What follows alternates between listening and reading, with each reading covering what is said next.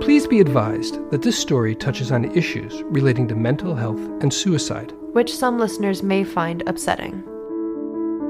We should probably introduce ourselves. I'm Micah. And I'm Sydney. And this is a podcast called Conversations with Sydney. That's me. A number of states have recently passed laws requiring public schools to inform parents if their children use names or pronouns that are not gender conforming.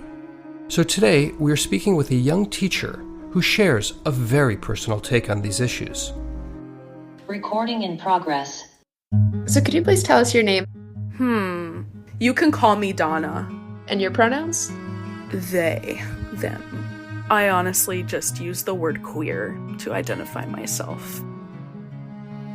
Donna graduated from a teacher training program in South Carolina, which recently passed a law requiring schools to out queer kids to their parents.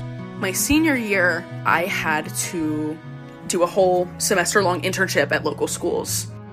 There is a mandate where if a student expresses to you that they think they are trans, you have to notify your cooperating teacher if you are a student teacher. And then the teacher subsequently notifies admin, who then calls parents.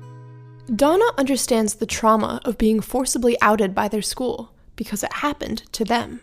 Okay, so in 8th grade, I was very angsty. I was going through my angsty phase, and I was confiding in my English teacher, as many queer children do, telling her I was having these feelings that don't seem really normal. You know, like, I seem to like men and women, and I don't really know how to quite deal with that. And she was like, okay, well, you know what? I'm not really equipped for this.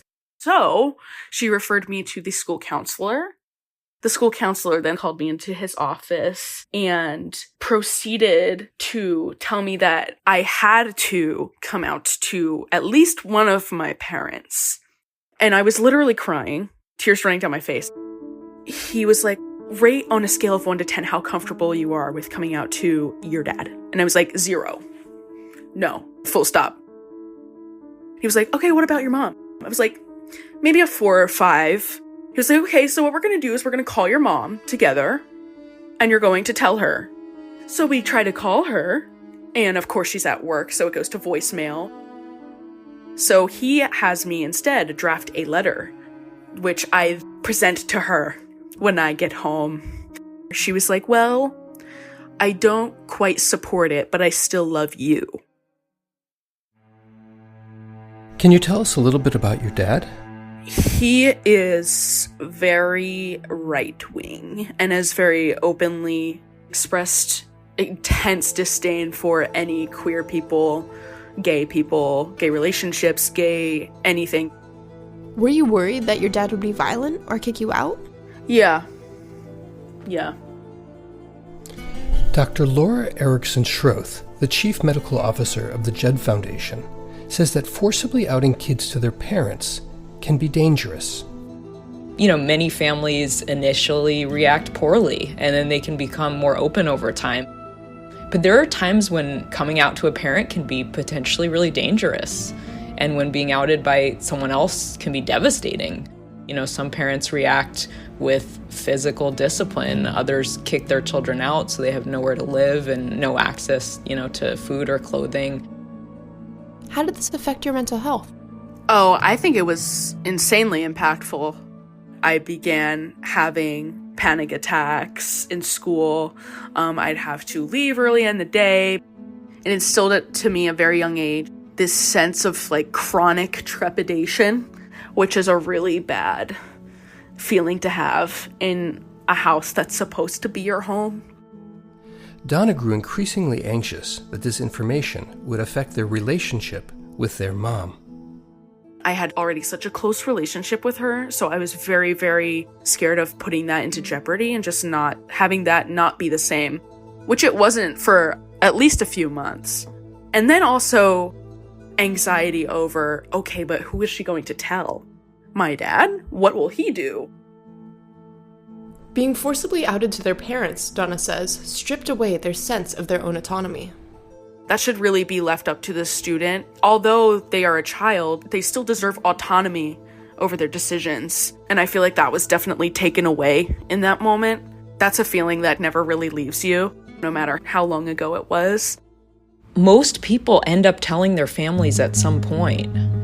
And it takes time, and it takes feeling these things out and really understanding how your family is likely to react.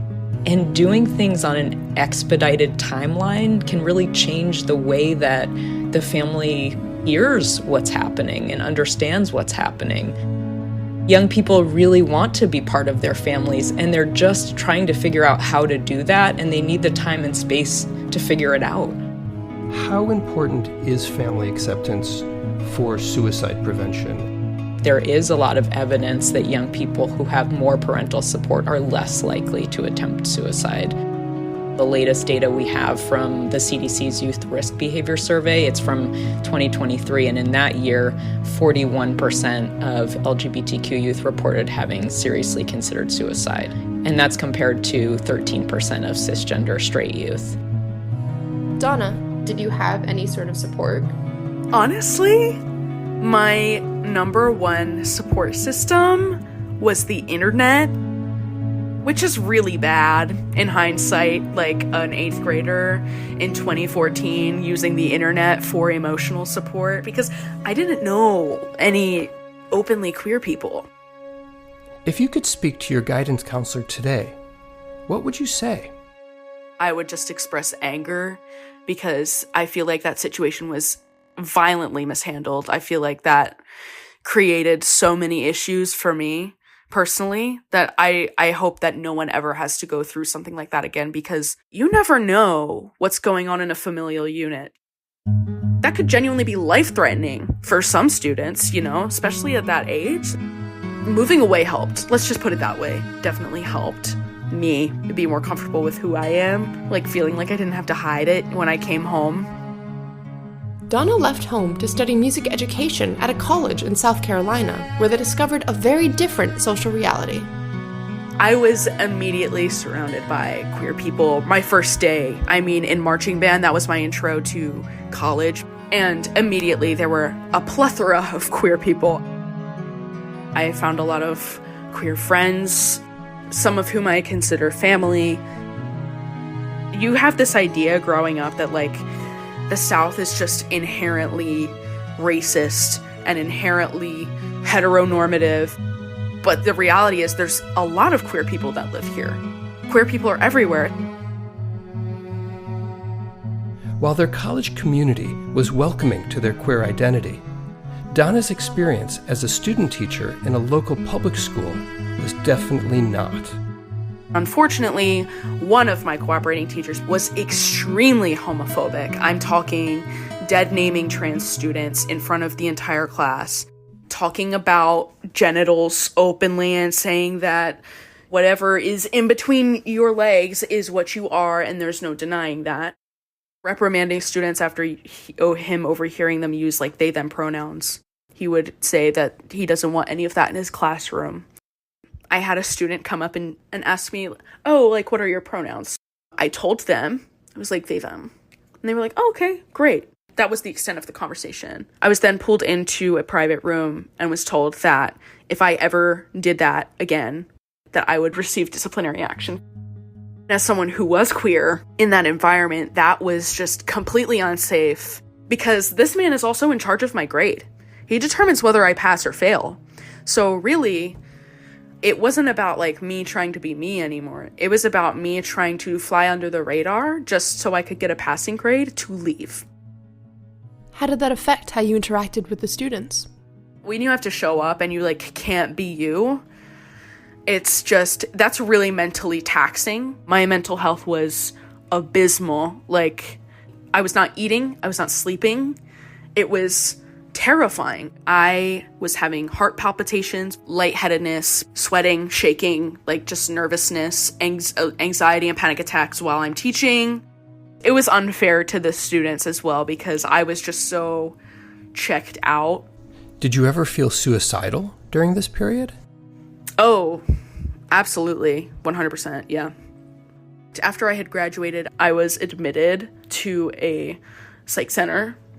I've always had an anxiety disorder, but this really was, like, the worst I've ever been in my life, for sure.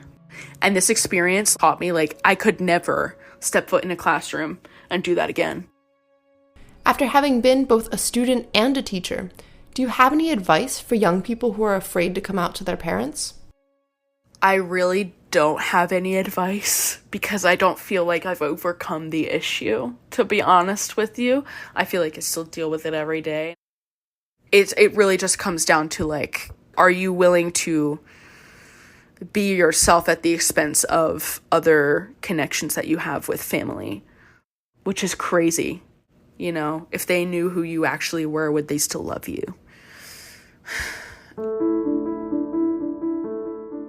Today we spoke with Donna, a young teacher in South Carolina, and Dr. Laura Erickson-Schroth, the Chief Medical Officer at the Jed Foundation.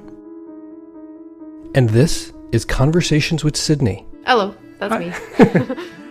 This program was produced by Common Good Productions In association with WBGO Studios. Conversations with Sydney is a part of WBGO's Voices of Wellness, made possible in part by a grant from the Horizon Foundation for New Jersey.